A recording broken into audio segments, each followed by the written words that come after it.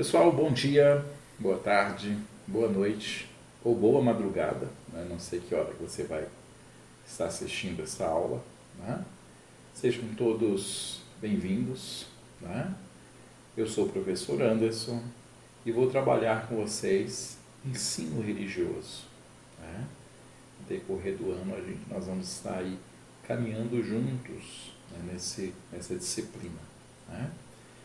E aí eu já começo já colocando uma questão, né, para a gente já ir pensando, né? Qual o motivo do ensino religioso na escola? Né? A gente hoje, nós temos um saber, nós temos um conhecimento que há séculos atrás o aspecto religioso, a religião e o Estado, eles eram um só, eles estavam juntos, né? E hoje a gente tem essa interpretação que o Estado, ele não é um Estado religioso, ele é um Estado laico, ou seja, o Estado ele é separado da religião. Hoje a gente já tem. E aí a gente vai para a escola, né? A gente acredita que a escola é um construtor, né? É como se é uma instituição que contribui com a formação da sociedade, né? Assim como outras instituições também. E lá nós nos deparamos com essa disciplina, do lado do inglês, do lado do português, do lado da matemática, do lado da arte, né? Tantas outras disciplinas, né? Nós nos deparamos com o ensino religioso. E aí nós nos perguntamos, para que ensino religioso? Religião eu já tenho a minha. Quando eu quero aprender alguma coisa sobre a minha religião, eu vou lá na minha igreja, né? E aí você vai definir, eu sou evangélico, eu sou católico, eu sou bandista, eu sou Seixonoe, eu sou do chá do Santo Daime, né? Ou seja, eu vou, quando eu quero saber da minha religião, eu vou nesses lugares, eu procuro meu líder, né? Mas aí interessante, pessoal, nós percebemos no primeiro momento que nós somos seres religiosos, né? Quando nós olhamos o processo histórico, o homem pré-histórico, ali nós já percebíamos traços de uma atitude religiosa. O homem que olha os acontecimentos da natureza, né, não entende, não interpreta, não consegue pensar, naquele momento não há uma maturação suficiente, né, para dizer o que é, ele cria aquilo, de uma forma da linguagem, ele atribui aquilo à ação de um ser fora dele, de um ser, e esse ser é um ser que passa a ser sagrado para ele, né? E aí, dentro do processo histórico, hoje, nós já temos um desenvolvimento tamanho da tecnologia, da ciência, né? Mas a gente percebe que, de alguma forma, as pessoas buscam essa dimensão, a dimensão do transcendente, a dimensão dentro do processo religioso. Ou seja, certas coisas ali no meio de todo esse processo, esse desenvolvimento, certas coisas, certos acalentos, certas respostas, certos significados, ele vai encontrar isso dentro do processo religioso. Só que aí, dentro do processo, nós entendemos que não há apenas uma religião, não como se diz, não existe apenas uma religião, não. Existem milhares, milhões de religiões. Cada um com a sua crença, com o seu rito, com o seu templo, com os seus signos, né? Ou seja, múltiplas. E essas pessoas estão longe de nós? Não, não estão longe de nós. Às vezes nós estamos dentro de casa, e eu sou católico, meu irmão é evangélico. Às vezes eu sou evangélico, a minha mãe é umbandista. Às vezes eu sou protestante, a minha vizinha é espírita, né? E aí o interessante, no meio disso tudo, cada pessoa traz a sua certeza. Ou seja, cada pessoa traz aquilo que dentro, de uma forma subjetiva, traz a sua verdade. Né? E aí a pessoa defende aquilo e tem tudo isso. Mas ao mesmo tempo eu tenho uma necessidade de viver em grupo, de viver em sociedade, de dialogar com as outras pessoas. E aí o que acontece?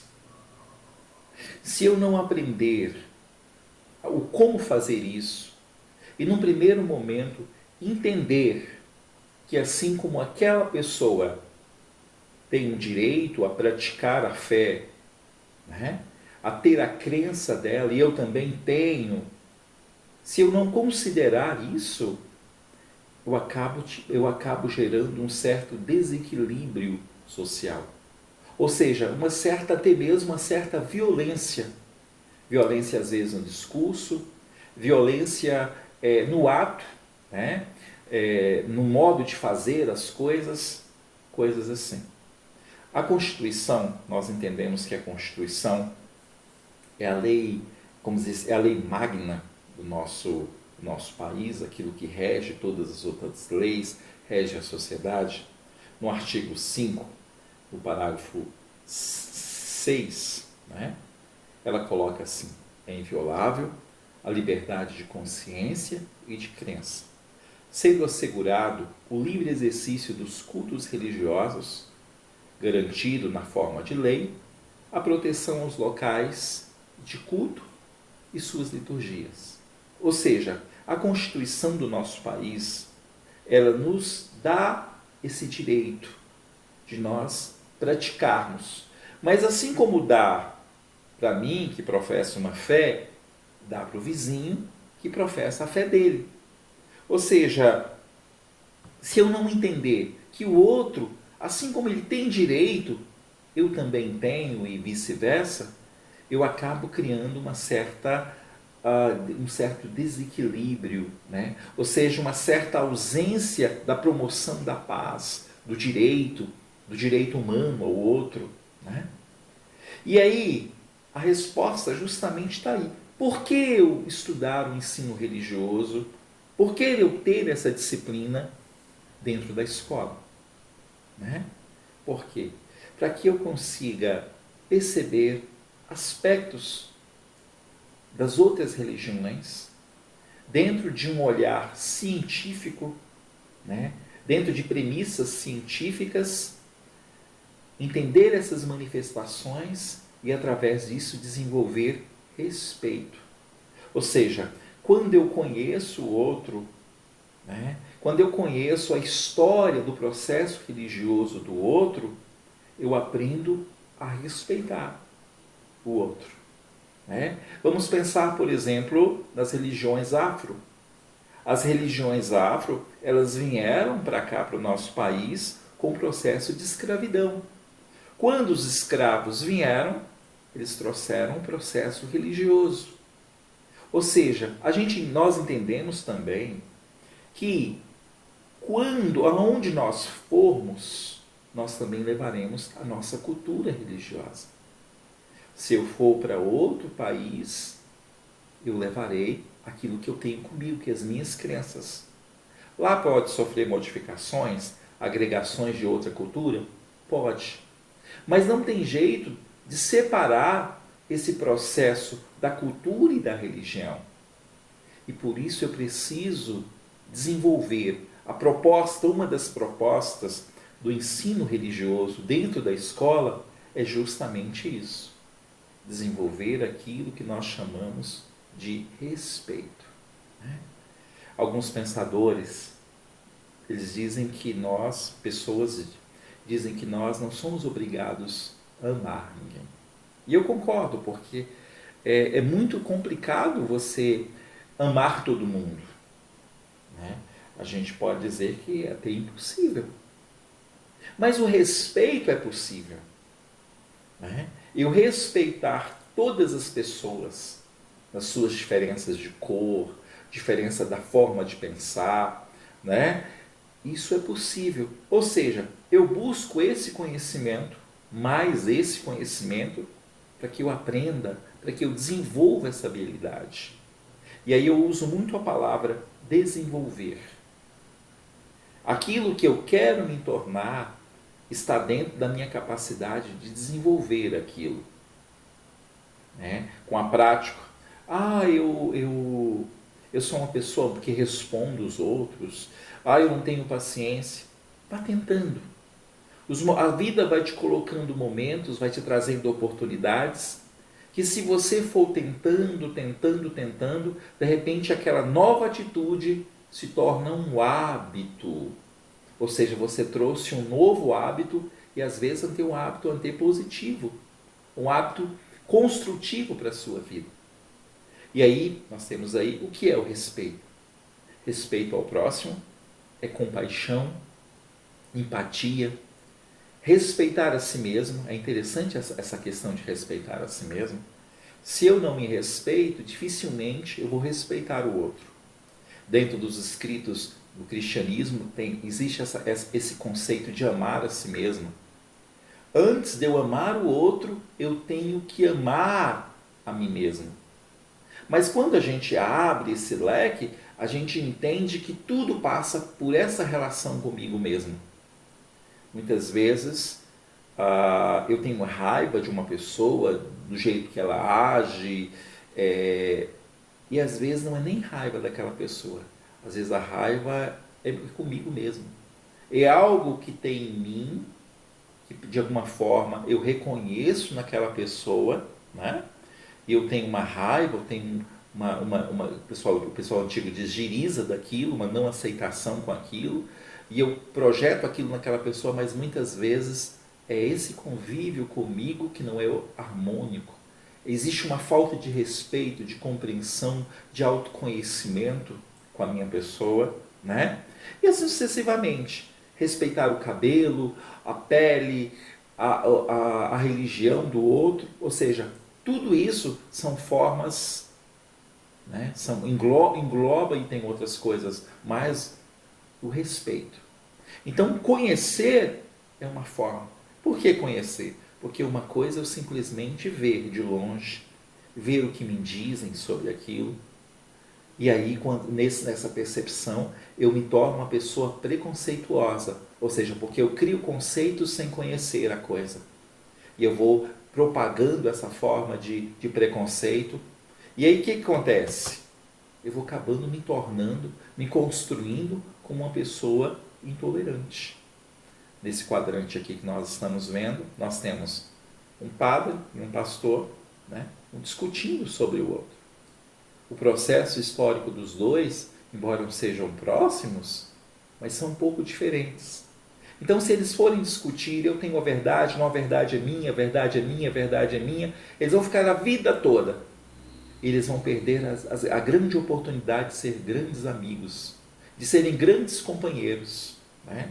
Embaixo nós temos uma imagem católica quebrada, né? Isso para os católicos tem um valor sagrado, né? Isso é aquele aspecto do sacramentar, do tornar aquilo sagrado, né? Então isso para o mundo católico tem um valor sagrado. Em cima aqui nós temos um cristão, né? A gente acredita que é cristão porque tem uma cruz aqui na Bíblia, o livro sagrado, brigando com o pessoal das religiões afro, né?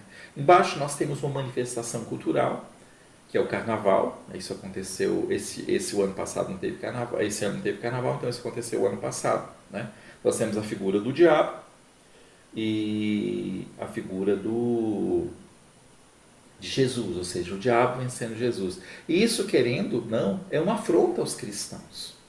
Porque os cristãos têm Jesus como aquele que venceu a morte, do sacrifício de Jesus, o diabo, a morte foi vencido. É a crença deles, eles professam isso. Então, quando eles veem uma cena dessa, né, eles se sentem ofendidos. Ou seja, todas essas e inúmeras outras formas são formas de intolerância.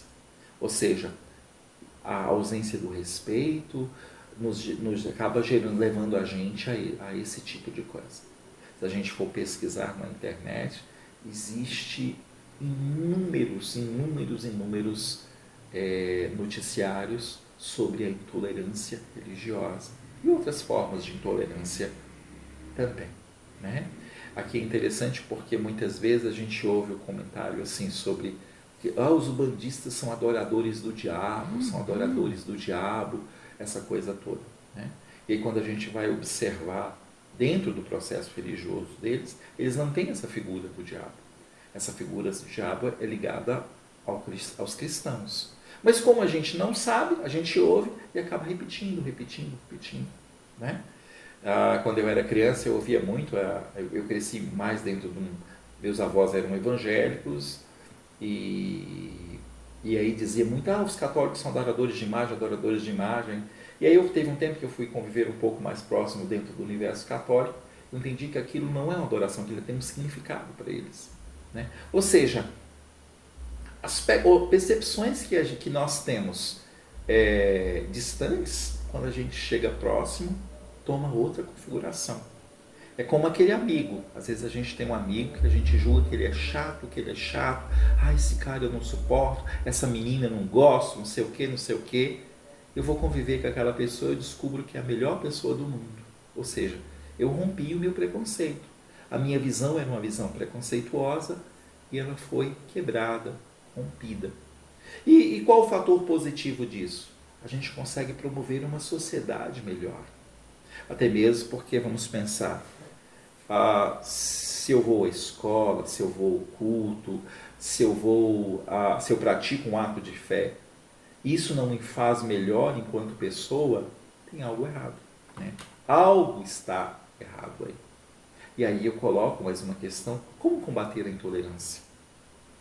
Como que nós podemos fazer para combater a intolerância? Quando nós olhamos aspectos históricos, pessoas matavam as outras por causa da religião. Sim, né? Nós vamos estudar um fato, a noite de São Bartolomeu, né? Era uma noite de uma briga entre católicos e evangélicos, onde mataram um monte de pessoas. Essa noite matou mais gente do que o domínio do Império Romano contra os cristãos, o avanço do Império Romano contra os cristãos. E eles eram cristãos, só que eles tinham posturas religiosas diferentes, um católico e outro protestante. Ou seja, aspectos da intolerância. Então a gente entende que isso não faz bem, isso não é bom, isso não ajuda, não constrói, né? Outra questão que eu coloco aqui para a gente: todos têm liberdade de consciência e crença em nosso país? Temos que olhar. Porque às vezes uma pessoa, às vezes por estar com uma Bíblia, às vezes por as religiões afro, eles usam aquelas roupas, né? As roupas brancas, os vestidos, né? E muitas vezes tem um momento dentro do processo deles que eles ficam uma quantidade de dia com aquela roupa, né? E aí, muitas vezes, ao perceber aquilo, olhar aquilo, nós temos um processo, às vezes, preconceituoso, intolerante, aquela coisa toda. Mas por quê? A culpa é nossa? Não, é porque foi nos passado culturalmente. Mas aquilo que nos passa e a gente entende que não é bom, a gente não reproduz. A gente aperfeiçoa, melhora e passa de forma melhor. E quando nós fazemos isso, nós nos tornamos pessoas melhores. Eu penso e defendo muito essa ideia, esse processo da vida é um processo que nós temos que nos tornar melhor enquanto pessoas. Porque se nós estamos vivendo aqui, e se de alguma forma a gente não se torna melhor a cada ano, né? a cada tempo, tem algo de errado. E esse processo só se dá quando eu me ponho a pensar, a refletir sobre a vida. E querendo ou não, dentro dos vários tipos de culto, liturgia, sempre tem essa reflexão, né? Sobre como me tornar melhor, como ser melhor. Né? O pastor, às vezes, ele fala que é preciso perdoar, o padre também. Né? Às vezes, Um casamento se mostra muito desorganizado, a pessoa chega muito próximo do templo religioso, consegue ressignificar aquilo e modificar. Ou seja, essas são ações que os processos religiosos eles se dão. Existem alguns lugares que o Estado não vai. E muitas vezes quem vai são pessoas, são grupos de igreja. Entendeu? Que de alguma forma promove um bem ali. Né? Então, o objetivo do ensino religioso seria combater, um dos objetivos, combater a intolerância, promovendo a ética da alteridade. E aí eu quero trabalhar esse conceito com vocês. O que seria alteridade? Alteridade é o diferente. É aquilo que é totalmente, muitas vezes, oposto àquilo que eu tenho como valor. E o que seria a ética? A ética é um padrão de conduta. Todo mundo tem um código de ética. O médico tem um código de ética. Ou seja, na ação do médico, existem coisas que ele não pode fazer. O advogado, o professor, o engenheiro, ou seja, a sociedade é regida por códigos, por contratos. E aí, desenvolver essa ética, que a gente pode colocar como moral e como respeito, faz a sociedade funcionar de uma forma mais equilibrada, né? De uma forma mais harmônica. Isso é muito bom. Pontos que vão ser abordados, que a gente vai abordar aí durante o ano, no nosso processo de caminhada, né? Aspectos estruturantes das diferentes tradições religiosas, né? Ou seja, as religiões, um culto, vamos dizer, da Igreja Assembleia, um culto metodista, uma missa, um trabalho num templo da Umbanda, uma reunião dos Testemunhas de Jeová, um encontro dentro de um templo budista, são totalmente diferentes. Aí a gente vai perceber esses traços. E, sobretudo, respeitar essas manifestações, essas diversas manifestações, inúmeras manifestações. Respeitar a crença, o pensamento, né? O modo de vida dessas pessoas, analisar essas relações religiosas com o mundo, porque ao mesmo tempo que a pessoa é religiosa, tem uma crença, ela está no mundo. E muitas vezes o valor que ela aprende moral ali dentro daquele templo, ela coloca em sociedade. Às vezes é bom, às vezes ruim. Né? Mas esse aspecto do positivo e do negativo, isso há em todos os lugares. Né? Isso existe em todos os lugares. Tem pessoas de bom caráter e tem pessoas de mau caráter. Né? Ou seja, a reta intenção do coração. Né? Compreender a dimensão do transcendente, do fenômeno religioso, né? Essa ideia de como eu consigo ver Deus, o sagrado, né? a tantas outras entidades, né? E, sobretudo, a gente perceber também o quanto esse papel do movimento, da dinâmica religiosa, significa a vida das pessoas. Dá uma resposta para a morte. Ou seja, alguns teóricos defendem que a religião existe por causa da morte. Porque a única coisa que responde à questão da morte e acalenta o nosso coração é o processo religioso. Você mesmo percebe. Quando alguém chega e diz assim, olha, perdi meu filho, perdi minha mãe, e aí a outra pessoa, muitas vezes o líder religioso vai dizer, olha, Deus quis assim, isso foi vontade de Deus. E querendo ou não, psicologicamente, aquilo é um acalento ao coração daquela pessoa. Faz aquela pessoa deixar aquilo. Né? Ela sofre o processo de luto, mas ela depois deixa aquele luto e vai viver a vida. Dentro de um discurso, se a gente fosse ter um discurso científico sobre esse assunto, a gente ia simplesmente entender, olha, todo mundo morre. Nós somos seres para para a morte, nossa matéria muda de tempo em tempo e pronto. Mas está vendo que o outro discurso é mais acalentador e as pessoas têm suas necessidades. Entendeu? Observar a linguagem específica, os símbolos, é interessante os símbolos, né? Os símbolos, por exemplo, se você vê alguém com uma cruz, você logo aquela pessoa é cristã, né? Existe aquela suástica, que é aquele símbolo do nazismo, né? Aquele símbolo ele teve uma conotação ligada ao nazismo, né? Inclusive se você faz apologia daquele símbolo, você pode até sofrer sanções penais aí, né? Mas aquele símbolo, na verdade, ele não é um símbolo do nazismo. Ele foi colocado ali, né? foi expresso daquela forma, mas quando nós vamos estudar a simbologia das religiões indianas, a gente percebe que aquele símbolo é um símbolo da religião indiana, né? E tantos outros símbolos, triângulo, aquela estrela de Davi, né? O símbolo das religiões orientais, que é um círculo, né? Uma parte branca, uma parte preta, equilíbrio do mundo.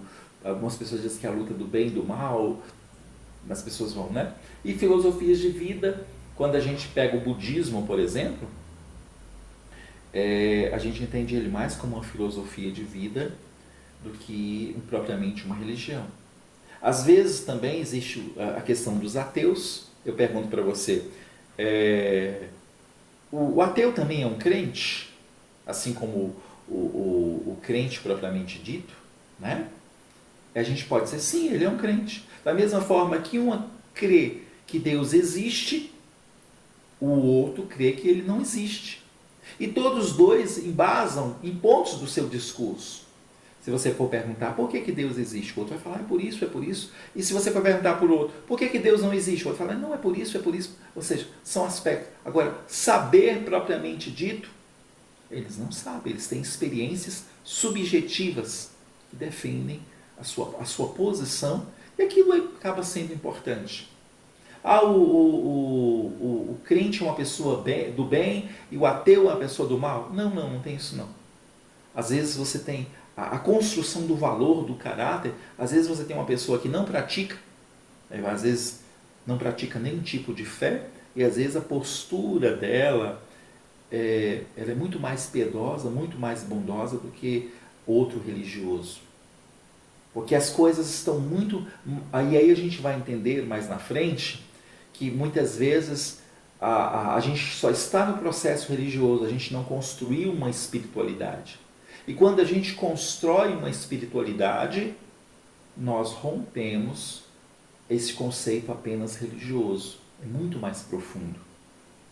Tranquilos? Então, no primeiro momento, é isso, né? Que a gente vai estar aí vendo, entendeu? Né?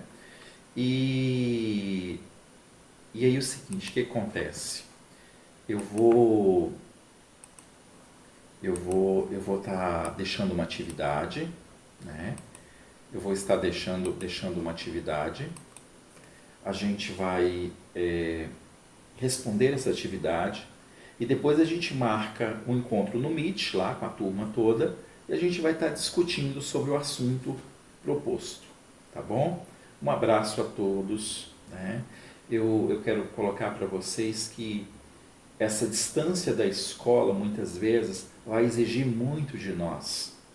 Uma disciplina, um tempo de estudo, uma vontade maior de estudar, porque muitas vezes você não tem ninguém para ajudar. Mas olha, sejam persistentes, ou seja, sejam valentes, né, naquilo. E isso vai passar, de qualquer forma esse momento vai passar, né? E a gente precisa prosseguir a vida. Amem, né? Eu vou dizer para vocês, amem estudar, amem aprender. O mundo precisa de pessoas que contribuam de forma muito positiva para que a nossa espécie possa continuar. E isso vem da nossa capacidade de acúmulos de saberes. Tá bom? Um abraço a todos, tá? E a gente vai se vendo aí no decorrer do ano, tá bom? Abraço, fiquem bem, tá? e até mais.